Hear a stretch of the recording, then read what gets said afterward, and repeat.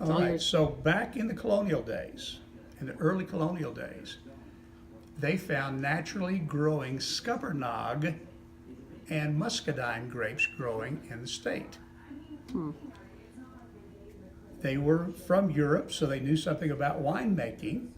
So North Carolina had the very first winery in all of the United States, Oh, that's, know did not that. know dating that. back to the late 1700s and early 1800s. Wow.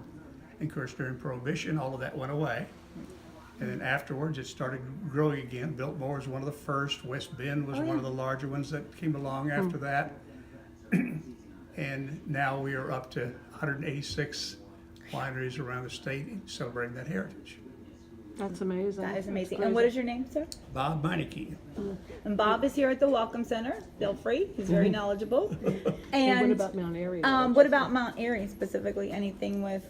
With the wine industry, Or just in general with the I think he's going to do history or well, the Regional History Museum really does takes you all the way back to the earliest pioneers in 1743. That was when it really started, people started coming into the North Carolina area, into our region specifically. And the History Museum will tell you how the wagon trails, came through our area and started that whole process. It really wasn't until the 1840s that we started developing as a community. The city of Mount Airy was incorporated out either in 1840 or 1850. I have to check my charts again. But then everything progressed from there. Wow. amazing. We became the textile and furniture industry. Few people know that we had 7 furniture companies And Mount Airy? and surrounding areas. Wow. Cloud Mountain and Elkin are included in that, but the predominance of it was right here. So we had 7 furniture companies, 11 clothing companies, Wow. knitwear and shirts and that sort of thing, and 13 sock companies.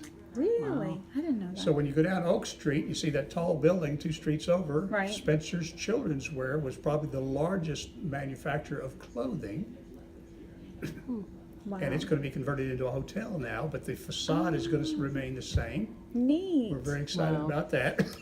So now, too, with regards to the wine, does the tobacco growing in the soil have anything to do with why the grapes too are so? No. No, really?